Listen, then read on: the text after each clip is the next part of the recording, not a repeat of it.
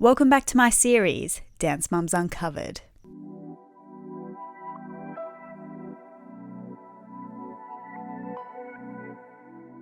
With the 2024 Dance Mums reunion right around the corner, I wanted to do some research to try and determine how accurate and informative it will be. Today we'll be answering some of the most common questions about this new project. Will the cast have to go along with fake storylines from over a decade ago? Is the production team up to their old manipulative tricks? And will this special even be worth watching? Because there is much more to this new reunion than the producers care to show. Feel free to share your thoughts on the following evidence. First, let's look at re-exposure to stress. Before filming even began for the reunion, production made the cast rewatch some old episodes of the show. They specifically chose episodes for each cast member to watch that significantly shaped them or were particularly hard on them. Kendall says that she found it really tough to watch these old episodes, and explains that her mum Jill still can't watch the show without getting really upset. Kalani shares a similar sentiment, revealing that it was really difficult to go through the reunion and relive her past traumas. She explains that she needed a lot of time to recover from the stress of filming. And Paige even developed shingles in response to the stress of the reunion.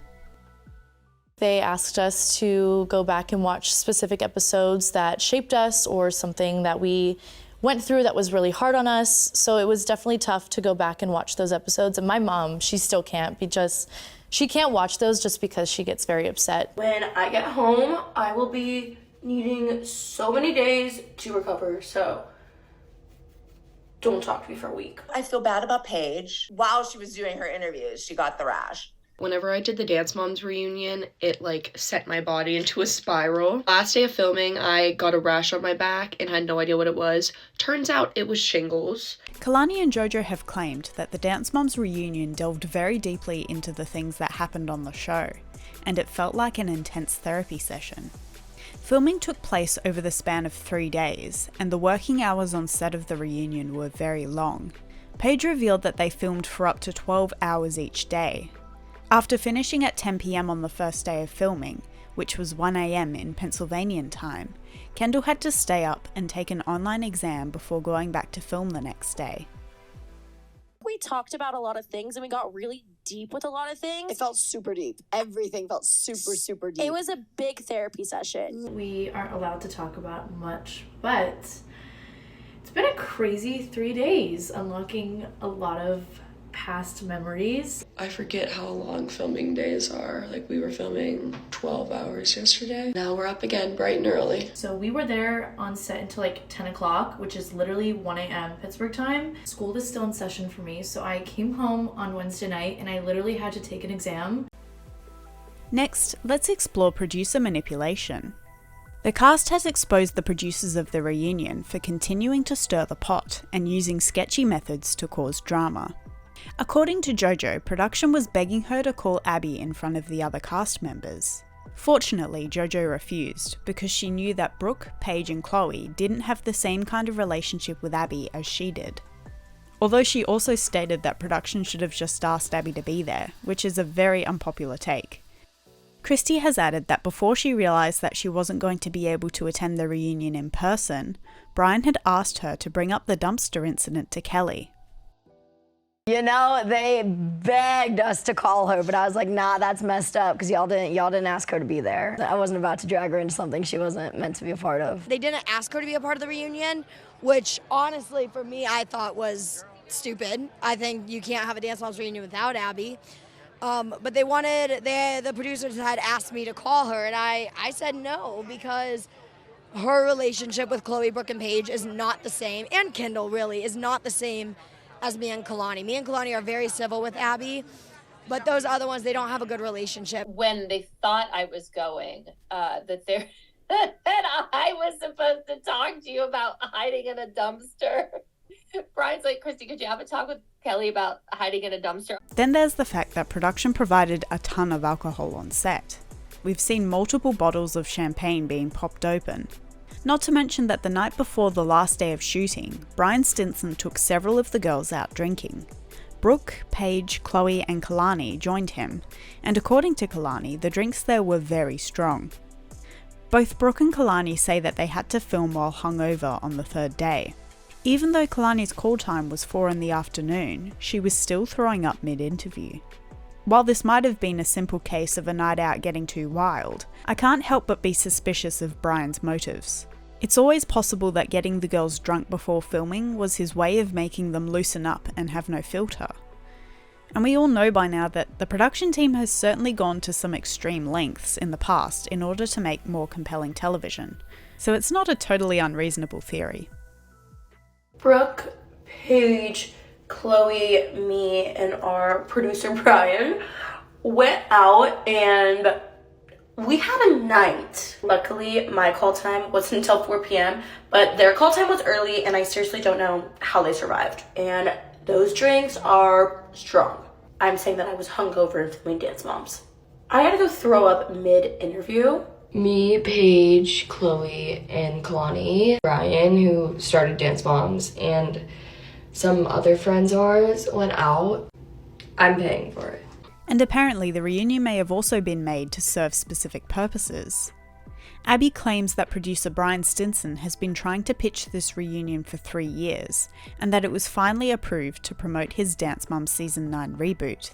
That would mean the network and the production team is using the reunion special as a way to build hype around the Dance Moms franchise before debuting the next phase of the show.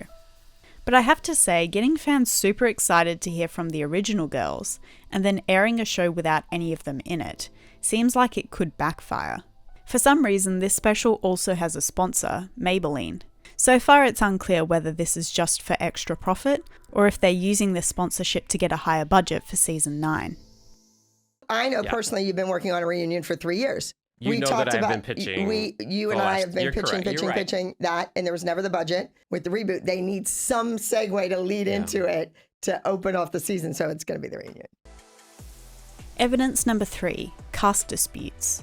Since the reunion was announced, some of the cast members who were there have been making passive-aggressive remarks towards those who weren't there on social media. Kira wrote an Instagram caption, part of which was in all caps, demanding that no one ask her where the missing cast members are. She claims that the people who joined the reunion were the only cast members who give credit to the show. JoJo also claimed that everyone was invited, but only some of them wanted to be there.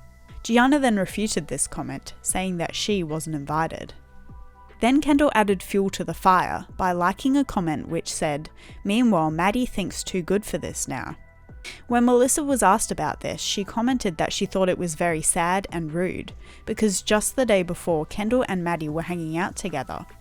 Kenzie has defended her family, explaining that they decided not to be involved because they didn't want to go back to that environment or era of their lives. We just didn't really want to go back in time, you know what I'm saying, to that era. Abby also went on a social media tirade, accusing production of using her and trying to make her look as bad as possible. She ranted that the girls on the show wouldn't have become who they are without her, and that they were paid $50,000 each to do this reunion.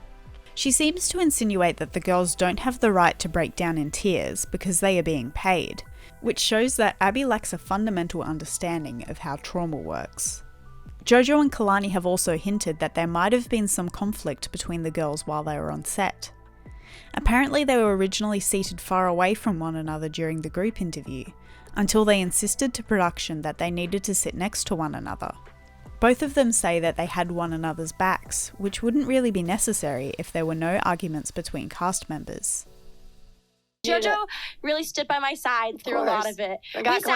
We sat by each other the whole time. Thank God Kalani and I sat by each other. At first we weren't, and I was like, absolutely not, put the chairs by each other. We were like, put the chairs right there. They're like, you're together. Yeah, we're like, okay.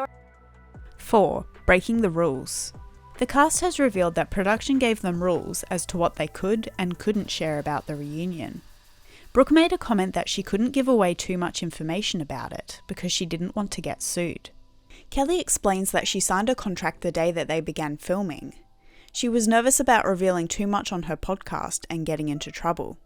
Despite this, JoJo seemingly broke the rule by confirming which cast members were involved. She says that she wasn't supposed to reveal who was at the reunion, but since it's all over social media, she didn't see a point in hiding it. I don't want to get sued, so I can't give you any information. I don't know if I'm allowed to say there.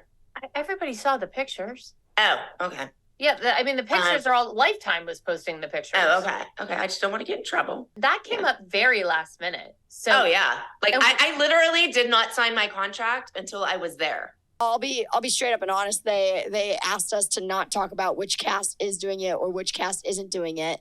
But I feel like it's just been so obvious on social media who is and who isn't. Obvious. Paige has revealed that she and Brooke managed to take their original pyramid pictures from set. But production noticed that they were missing, and the Highlands were told that they had to return them the following day. Fortunately, after the reunion wrapped, their headshots were sent to them in the mail. Look what me and Brooke stole from the set yesterday. Our original pyramid pictures! I thought they weren't gonna notice, but we got a text and we have to bring them back today. I'm guessing this is for Bryan Stinson. Not my pyramid picture framed. And finally, we have Tell All or Tell Nothing. How much behind the scenes information will the cast be able to reveal in the reunion? Unfortunately, it doesn't seem like there will be a lot. In the clips we've seen so far on the Lifetime and Dance Moms YouTube channels, the cast doesn't address any misleading editing. For instance, they don't address Maddie and Chloe actually being entered in 2 separate age divisions in Season 1 Episode 2. Nor do they discuss the fact that Paige was actually put on the top of the pyramid a second time in an unaired scene from Season 1 Episode 12, according to the production notes. And when Chloe watches the Season 4 Nationals fight, they still have the edited audio of Abby saying that Chloe was washed up, rather than showing the real comment that she made about Chloe's eye. But things weren't totally unchanged from the original broadcast. After all, we can see that the graphics in interview segments have been updated. Additionally, the music has been swapped for all the dances. This is most likely because the music licensing would have expired since the show began to air. Therefore, they probably had to switch to some music that they do currently have the license for. What's really disappointing is that we haven't seen any promotion of never before seen footage yet. And unfortunately, I really have my doubts that we will get any in this special. Production seems to be trying to maintain the show's narratives as much as possible, so getting any significant revelations from this television special doesn't seem likely. So what do you guys think? Do you think the reunion will be as heavily edited and produced as the show? Let me know in the comments below. Thanks for watching, and I'll see you next time. Bye.